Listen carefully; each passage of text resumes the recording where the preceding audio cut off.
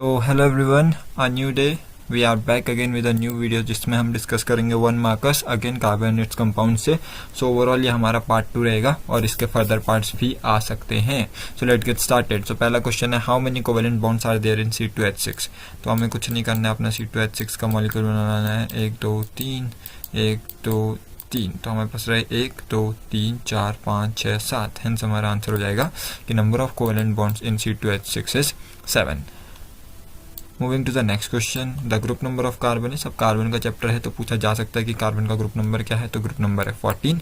If you want to know how can we find the group number till 20, तो इसकी trick वाली video आपको आई button में मिल जाएगी, please to have a check here there.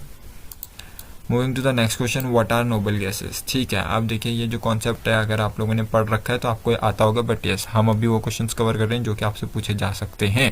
So what are noble gases, this are the elements that has completely filled electron shells, यानी कि जो उनके के शेल एल शेल वगैरह है वो क्या होते हैं, कंप्लीटली फिल्ड होते हैं and they don't need to react with other atoms to become stable.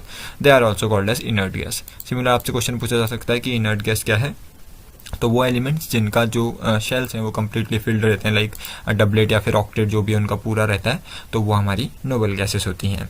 Question number 4, how can we say carbon is tetravalent. Carbon को हम टेट्रावेलेंट कैसे कह सकते हैं, तो कार्बन को हम टेट्रावेलेंट जो है असल में दो शब्दों से मिलकर के बने हैं, टेट्रा और वैलेंट, जिसमें टेट्रा का मतलब है 4 और वैलेंट का मतलब है वैलेंसी। तो कार्बन की वैलेंसी 4 होती है, इसलिए उसको हम टेट्रावेलेंट कहते हैं।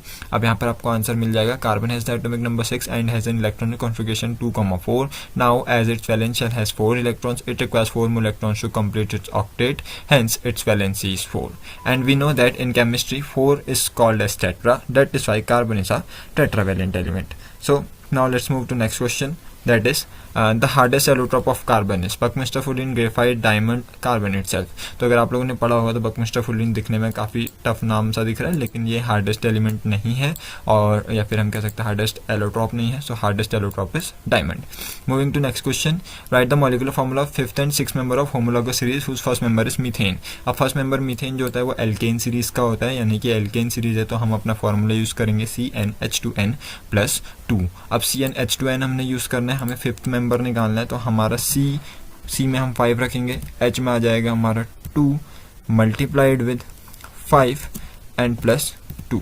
अब अगर हम इसे सॉल्व करें, ये मैं आपको ट्रिक बता रहा हूँ कि आप इसको असल में कैसे कर सकते हैं, तो ये आ जाएगा C5H10+2, यानी कि ओवरऑल हो जाएगा हमारा C5H12।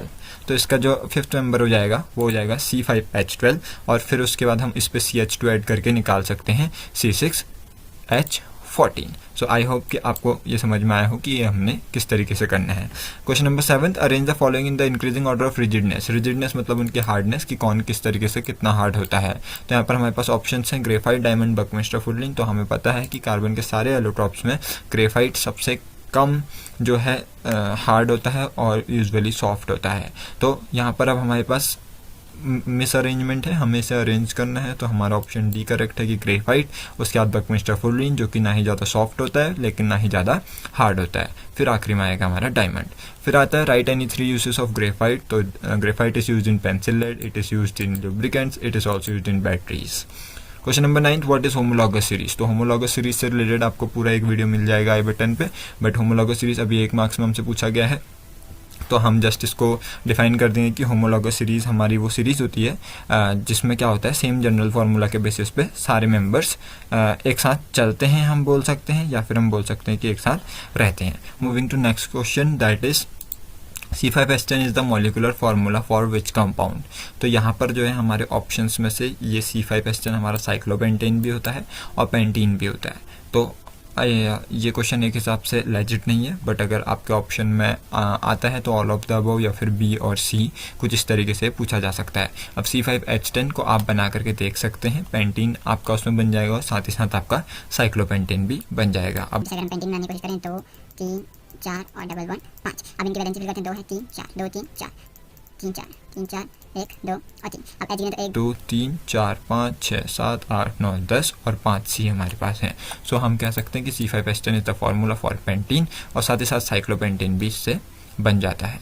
Moving to the next question, that is the common name of ethynes. Okay, so I don't know why but I am having a gut feeling कि जो ये कॉमन नेम से आपसे पूछे जा सकते हैं। तो इथाइन का जो कॉमन नेम होता है वो होता है एसिटाइलिन। प्लीज़ आप इसे एनी हाउ नोट कर लीजिए, ये आपसे पेपर में पूछा जा सकता है।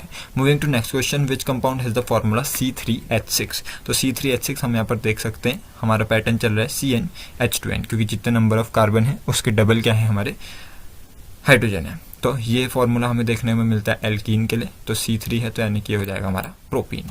Moving to the next question, that is the alkyl form of propane. इस प्रोपेन के एल्काइल फॉर्म क्या है? तो अगर आपको एल्काइल फॉर्म नहीं मालूम है तो एल्काइल फॉर्म मैं बता दूं, एल्केन में से जब हम एक एल्केन में से हाइड्रोजन को माइनस करते हैं तब जाकर के एल्काइल बनता है। तो प्रोपेन का फॉर्मूला है C3H8। इसमें से जब हम एक H को माइनस करते हैं तो हमको मिलता है C3H7। तो इसलिए हमारा एल्काइल फॉर्म क्या हो जाएगा प्रोपेन का? C3H7 हो जाएगा।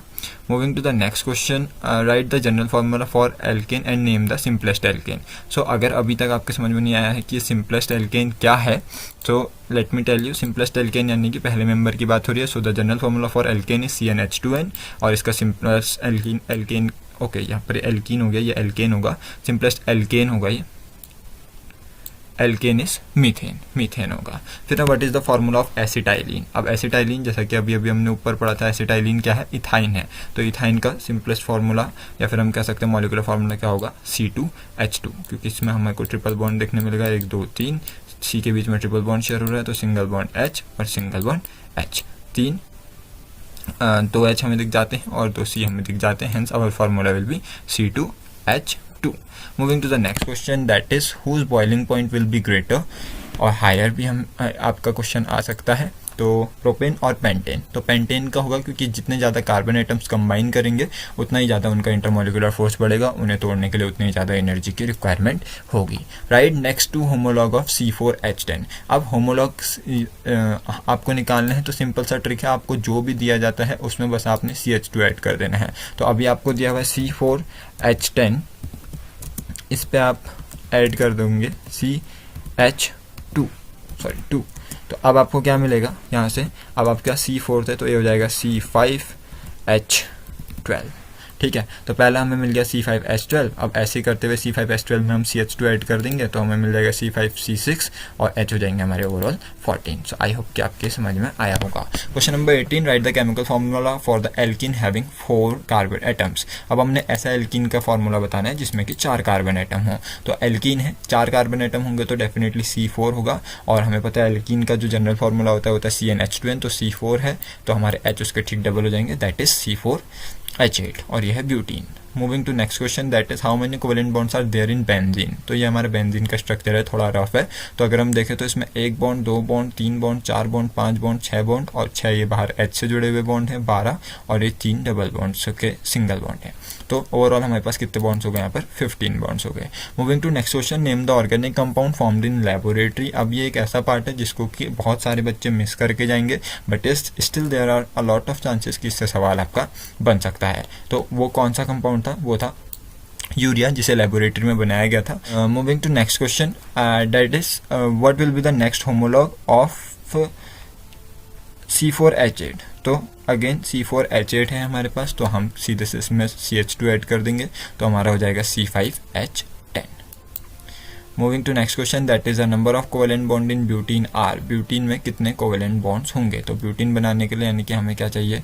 1 2 3 और डबल बॉन्ड 4, 2 3 4 4 1 2 1 2 3। तो कोवेलेंट बॉन्ड गिनते हैं 1 2 3 4 5 6 7 8 2 10 11 और 12। तो हमारे 12 कोवेलेंट बॉन्ड होंगे। आपने कुछ नहीं करना, सिंपल से स्ट्रक्चर बनाना है, ये बेस्ट तरीका है जिससे कि आपके गलत होने के चांसेस बिल्कुल 0 हो जाते हैं। Name the scientist who discovered urea in laboratory.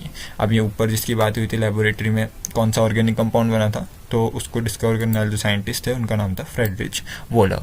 इस नाम को याद रख लीजिएगा अच्छे से, क्योंकि ये सवाल पूछा जा सकता है, because many of the students are going to ignore this question. तो ये क्वेश्चन अगर आपका आता है तो आपका सीधा सीधा 1 नंबर बन सकता है। Why being a carbon compound graphite can conduct electricity. अब ग्रेफाइट जो है वो एक कार्बन कंपाउंड होने के बाद भी इलेक्ट्रिसिटी कैसे कंडक्ट कर सकता है?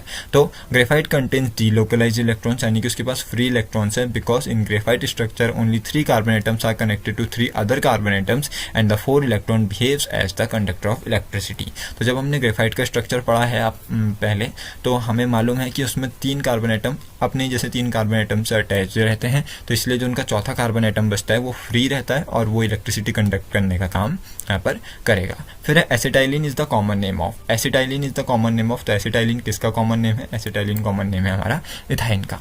फिर आता है विच theory did Friedrich volar disproved, यानी कि एक होता है प्रूव, एक होता है डिस्प्रूव्ड, यानी कि नकारना। तो कौन सी थ्योरी को फ्रेडरिच वोलर ने डिस्प्रूव करा था? तो फ्रेडरिच वोलर ने द थ्योरी ऑफ वाइटलिज्म को डिस्प्रूव करा था। ये थ्योरी कहती थी कि ऑर्गेनिक कंपाउंड सिर्फ लिविंग थिंग्स से ही बनाए जा सकते हैं, लेकिन with the help of chemical Friedrich Wohler ने लेबोरेटरी में यूरिया बनाया था, जो कि एक ऑर्गेनिक कंपाउंड है। Moving to next question, that is write the molecular formula of 6 member of homologous series of alkene. Alkene है तो अगेन हम CnH2n फॉर्मूला का यूज करेंगे, तो C6H12 हमारे यहाँ पर फॉर्मूला बन गया। Why carbon is the most versatile element in the periodic table. Carbon को सबसे मोस्ट वर्सेटाइल एलिमेंट क्यों माना जाता है? Because carbon possesses various properties due to which it can make huge number of carbon compounds और compounds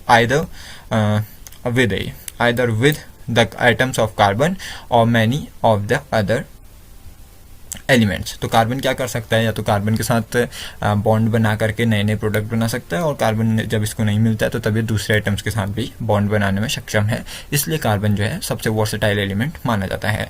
moving to the next question, what is the general formula for alkyls. तो alkyls के लिए general formula क्या है? Alkene में से H minus करना है, तो एल्केन का फार्मूला हमारा CnH2n+2, उसमें से जब हम एक H निकाल देते हैं तो हमारा एल्काइल बन जाता है। Hence we can say that कि हमारा एल्काइल का जनरल फार्मूला रहेगा CnH2n+2 -H। आखिरी question, what are halo alkanes. तो हेलो एल्केन्स क्या है? Halo alkanes are the hydrocarbons in which one or more hydrogen atom have been replaced with halogen atom. अब क्या होता है हेलो एल्केन? जिसमें ऐसे हाइड्रोकार्बन्स जिसमें एक हाइड्रोजन को रिमूव करके उसकी रिप्लेसमेंट कर देता है एक एटम, जो कि क्या होगा? हेलोजन एटम होगा, लाइक क्लोरीन, ब्रोमीन, आयोडीन। और इसके बाद यहाँ पर हमारे पास एस्थेटीन और टेनिसिन होते हैं, जो कि हेलोजन एटम है हायर एटॉमिक नंबर के, तो इनसे आपको ज़्यादा काम नहीं है। तो मेन आपको फोकस रखना है क्लोरीन, ब्रोमीन और आयोडीन, और इससे रिलेटेड आपके जो है इसमें प्रोडक्ट से रिलेटेड क्वेश्चन आपसे पूछे जा सकते हैं। So I hope all these 30 questions आपको समझ में आए होंगे। And if you have any doubt regarding any of this questions, please do let us know in comment section so that we can figure it out like how we can solve it out. So अगर video पसंद आई है so make sure to like the video. We definitely gonna bring more of such videos, and to enjoy more such videos please subscribe us, and your subscription motivates us to make more of such videos. So that's it for this video. Thanks for watching.